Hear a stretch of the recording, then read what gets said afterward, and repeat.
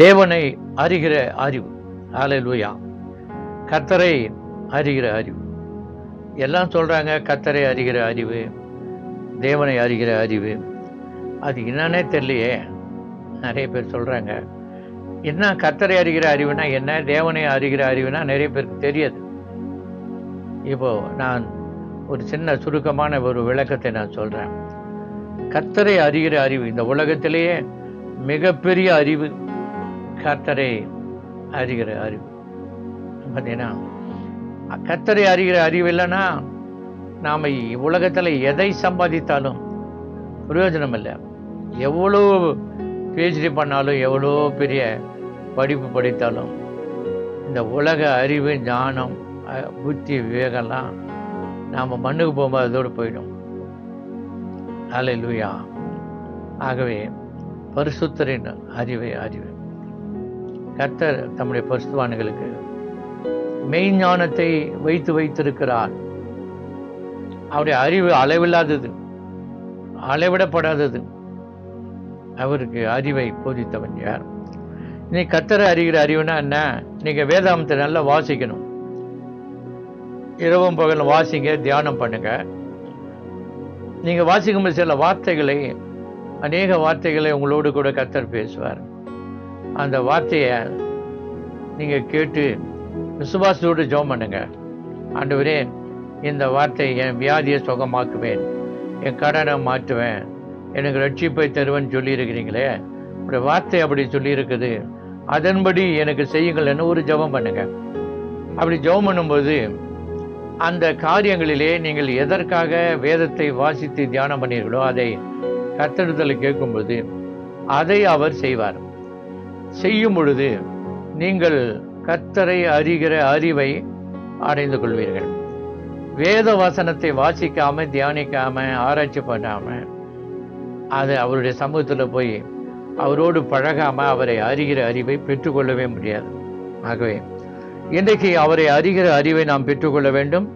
வேதாகமத்திலே அநேக காரியங்களை பார்க்கிறோம். ஓசியா 6ஆம் அதிகாரம் 6ஆம் வசனத்தில் கர்த்தர் சொல்லிடுற, பலியை அல்ல இரக்கத்தையும் தகன பலிகளை பார்க்கிறோம், தேவனை அறிகிற அறிவையும் விரும்புகிறேன்னு சொல்றார். பலியை அல்ல, இரக்கத்தை ஆண்டு விரும்புகிறார். தகன பலிகளை அல்ல. எவ்வளோ பலி செலுத்துங்க, எத்தனையோ பேருக்கு அன்னதானம் பண்ணுங்க, சோறு போடுங்க, சோத்திரம், அன்னதானம், பூதானம், சோத்திரம், இப்படி பல தானங்கள் இருக்குது, கோதானம், எத்தனை தானம் வேணா பண்ணுங்க. ஆனா இந்த தானத்திலேயே மிகச்சிறந்தது தேவனை அறிகிற அறிவு தான். ஆகவே பலியை பார்க்கிலும் தேவனை அறிகிற அறிவு தான் நான் விரும்புகிறேன்னு சொல்றார். அவரை நீங்கள் அறிந்து கொள்ள வேண்டும். எப்படி தேவன் இருக்கிறார், இயேசு இருக்கிறார், ஆவியானவர் இருக்கிறார், பரலோகம் இருக்கிறது, கர்த்தர் உயிரோடு இருக்கார், எப்படி நீங்க தெரிஞ்சுக்க முடியும்? வேதத்தை வாசித்தால் தான் தெரிந்து கொள்ள முடியும். வேத வசனம் ஜீவன் உள்ள தேவனுடைய வார்த்தை. பரிசுத்த ஆவியானவர் இதை ஆசிரியர். நமக்காக 1440 ஆண்டுகள் இந்த வேத வசனம் எழுதி நம்ம கையில கொடுக்கப்பட்டிருக்கிறது. அநேக பரிசுத்தவான்கள், தீர்க்கதரிசிகள், மேய்ப்பர்கள், பல மக்கள் மூலமாக ஆண்டவர் பேசி வேத வாசனை நம்முடைய கையில் கொடுத்திருக்கிறார். இரவும் பகல் அதை வாசிங்க. கர்த்தர் இன்னார் என்று அறிந்து கொள்வீர்கள். நான் விசுவாசித்திருக்கிறவர் இன்னார் என்று அறிவேன். இது பவுல் சொல்லுகிறார். நான் விசுவாசித்திருக்கிறவர் இன்னார் என்று அறிவேன் சொல்றார். அப்போ தேவனை அறிகிற அறிவு அவர்கிட்ட இருந்ததுனால்தான் அப்படி சொல்றார். ஆகவே இன்றைக்கு இன்னொரு வசனம் எரேமியாவில் 22:16 பார்க்கும்போது, சிறுமையும் எளிமையுமானவர்களை நியாயத்திலே நடத்துவது, அவர்களை விசாரிப்பது, இதுதான் நீங்க தேவனை அறிகிற அறிவு.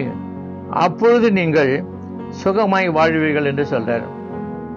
சிறுமையானவர்களையும் எளிமையானவர்களையும் நியாயத்திலே விசாரித்து எப்பொழுதும் அவர்களை நடத்தும் பொழுது, அப்படி செய்கிறதா எனக்கு பிரியமான தேவனை அறிகிற அறிவு, நான் அதை விரும்புகிறேன்னு சொல்றார். சிறுமையுமா எளிமையுமான ஜனங்களை மறக்காதீங்க. அவங்களுக்கு வேண்டிய உதவிகளை, நன்மைகளை செய்யுங்க. அவங்களுக்கு வேண்டியதான காரியங்களை செய்யுங்க. பார்த்தீங்கன்னா, திக்கற்ற பிள்ளைகளை விசாரிப்பதும், அவர்களுடைய சமூகத்தில் நாம் அது பிதாவுக்கு ஏற்ற ஒரு பரிசுத்தமானது என்று கர்த்தர் சொல்றார்.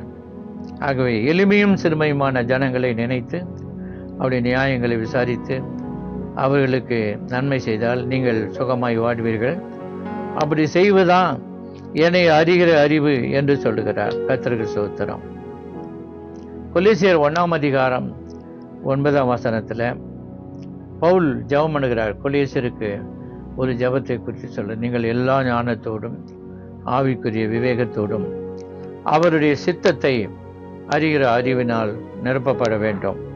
10ஆம் வசனத்தில் தேவனை அறிகிற அறிவிலே நீங்கள் விருத்தி அடைந்து அவருக்கு பிரியம் உண்டாக அவருக்கு பாத்திரராய் நடந்து கொள்ளும். தேவனை அறிகிற அறிவிலே நீங்கள் விருத்தி அடையணும், அது சித்தத்தை அறிகிற அறிவை பெற்றுக்கொள்ளணும் சொல்லி பவுல் கொலோசியருக்கு எழுதுகிறார், ஜெபிக்கிறார்.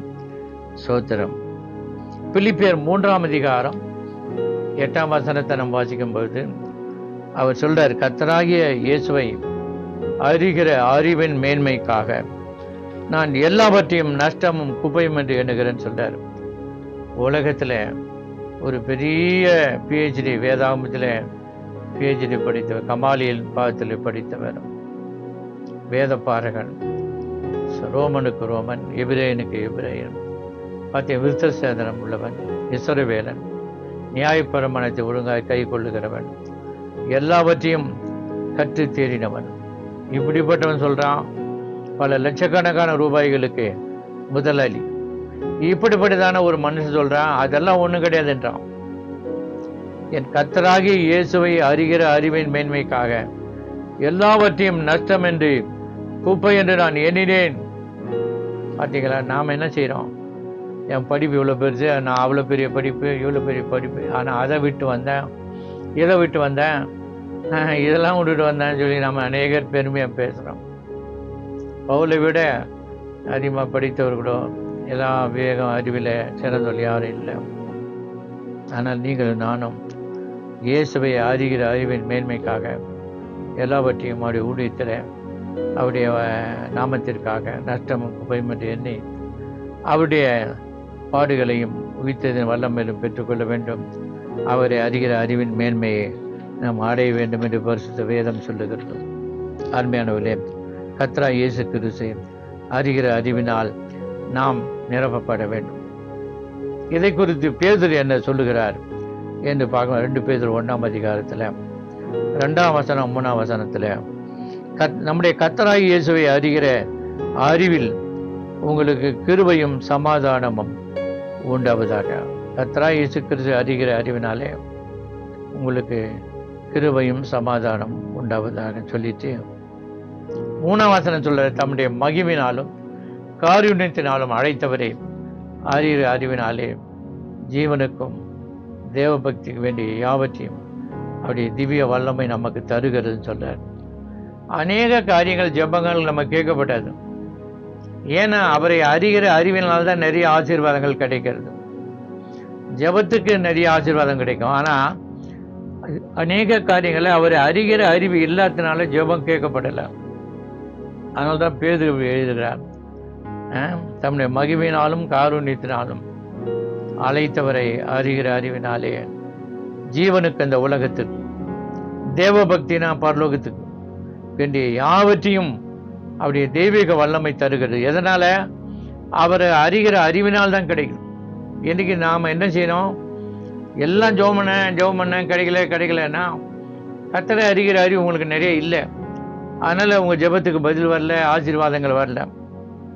என்றைக்கு நீங்கள் கர்த்தருடைய அறிகிற அறிவை பெற்று பெற்று பெற்று வளரும்பொழுது நீங்கள் ஜெபிக்கிறத விட அதிகமாக உங்களை காரியங்களை கர்த்தர் செய்வார். கடைசியில் நான் சொல்ல போகிறேன். அருமையானவர்களே, ரோமர் 1ஆம் அதிகாரம் 28ஆம் வசனத்தினால என்ன சொல்லுகிறது? தேவனை அறியும் அறிவை பற்றி கொண்டிருக்க அவர்களுக்கு மனது இல்லாதிருந்தபடினால் தகாதவைகளை செய்ய முடியும். தேவன் அவர்களை கேடான சிந்தைக்கு ஒப்பு கொடுத்தார். கர்த்தருடைய பிள்ளைகளை தான் சொல்றாரு. தேவனை அறிக அறிவை நாம் பற்றி கொள்ள வேண்டும், ஜெபிக்கணும். நிறைய இரவும் பகலும் வேதவசனம் வாசித்து தியானம் பண்ணி அப்படி அறிகிற அறிவை பெற்றுக்கொள்ளும் போது நம்முடைய கேடான சிந்தை நமக்கு வராது. தகாதவளை செய்யும்படி கர்த்தர் நம்ம யார்கிட்டையும் ஒப்பு கொடுக்க மாட்டார். ஆக தேவனை அறிவை பற்றி கொண்டிருக்கிற ஒவ்வொரு மனிதனையும் கர்த்தர் சிந்தைகளை பரிசுத்தமாக்கி தகாதவளை செய்யாதபடி விலைக்கு பாதுகாத்துக் கொள்கிறார். கனியற்ற அந்தகார கிரியைகளை கணிந்து கொள்கிறார். இப்போ நீங்கள் நினச்சிங்க, இந்த உலகத்திலே எது பெரிய அறிவு? தேவனை அறிகிற அறிவு தான். அதனால் இன்றைக்கு தேவனுடைய அறிவை பெற்றுக்கொள்ளுங்க. அவருடைய பரிசுத்த வேத வசனம் ஜெபத்தின் மூலமாய் ஒவ்வொரு அற்புதங்களை நீங்கள் ஜெபிக்கிற காரியங்களெல்லாம் நீங்கள் கேட்கும்போது செய்யும்போது அவர் இன்னார் என்று நீங்கள் அறிந்து கொண்டு அவரை கர்த்தரை அறிகிற அறிவிலே மேலும் மேலும் நீங்கள் விருத்தி அடைய முடியும். என்னை கேட்கிற தேவ பிள்ளைகள் ஒவ்வொருவருக்கும் ஆண்டவரே உம்மை அறிகிற அறிவை தாரும். உம்முடைய அறிவிலே அவர்கள் வளர்ந்து பெருகும்படி கிருபை செய்யும், இரக்கம் செய்யும், ஆசீர்வதியும். இயேசுவின் நாமத்தில் ஜெபிக்கிறோம் பிதாவே, ஆமென்.